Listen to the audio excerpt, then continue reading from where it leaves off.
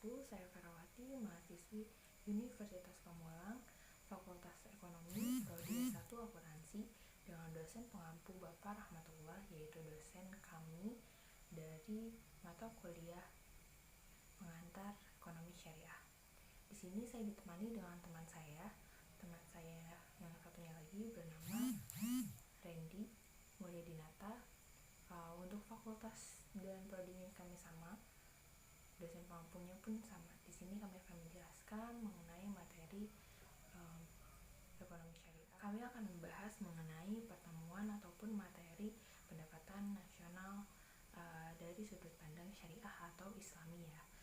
Sebelumnya saya akan menjelaskan mengenai pandangan dari sudut konvensional terlebih dahulu, dan selanjutnya akan disampaikan oleh teman saya.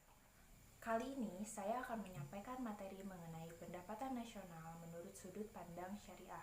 Sebelum itu, mari kita ulas kembali dan mengingat kembali sedikit mengenai materi pendapatan nasional menurut konvensional. Untuk mengukur keberhasilan perekonomian dalam suatu negara dapat dilihat dari angka pertumbuhan ekonomi negara tersebut. Economic growth dapat diukur dari besarnya penghasilan pendapatan nasional pada suatu periode tertentu.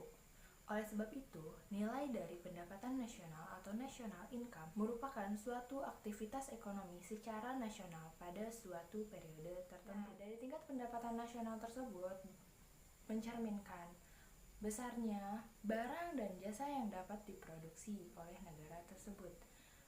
Besarnya tingkat tersebut dapat menunjukkan juga bahwa masyarakat di negara tersebut itu sudah makmur, baik negara yang berkembang maupun negara yang sudah maju.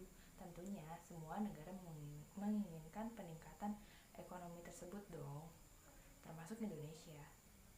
Jadi, pendapatan nasional atau Gross Domestic Product GDP dapat diartikan sebagai jumlah barang dan jasa yang dapat dihasilkan oleh suatu negara dalam suatu periode tertentu.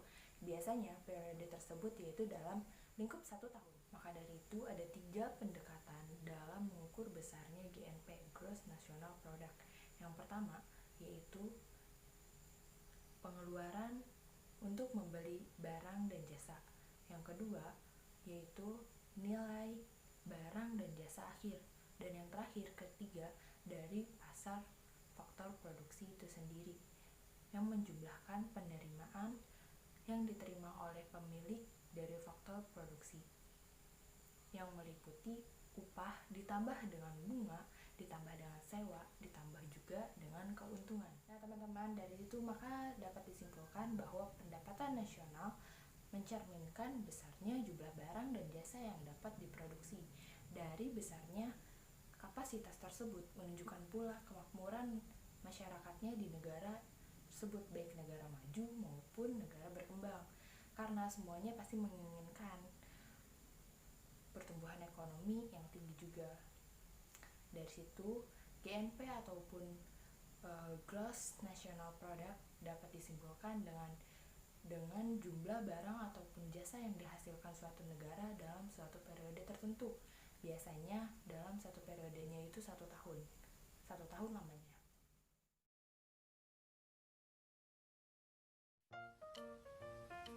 Assalamualaikum warahmatullahi wabarakatuh. Perkenalkan, nama saya Randy Mulyadinata. Saya akan melanjutkan penjelasan dari saudari Ferawati. Apa sih ekonomi Islam dalam arti sebuah sistem ekonomi? Merupakan sebuah sistem yang dapat mengantarkan umat manusia kepada kesejahteraan yang sebenarnya. Ada 4 hal yang semestinya bisa mengukur kesejahteraan ekonomi dan kesejahteraan sosial. Pendapatan nasional harus dapat mengukur penyebaran pendapatan individu rumah tangga.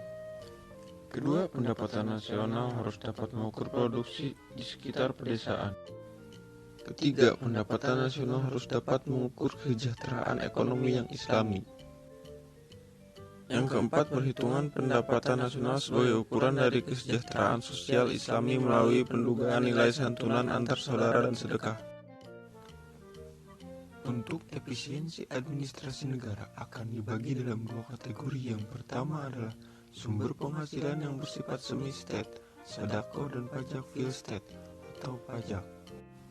Sedekah adalah suatu komponen terpenting dalam metode penanggulangan kesejahteraan rakyat, dan zakat hanya diwajibkan bagi keluarga yang mampu. Pajak adalah suatu pembayaran yang dibebankan kepada hak suatu tanah yang mana dapat dinamakan dengan PAI sebagai sebuah negara yang ekonominya berbasis agrikultur. Sumber-sumber daya dari tanah adalah sumber penghasilan utama dari negara-negara Islam dalam zaman dahulu. Oke, sekian dari saya. Mohon maaf bila ada kekurangan. Sampai jumpa.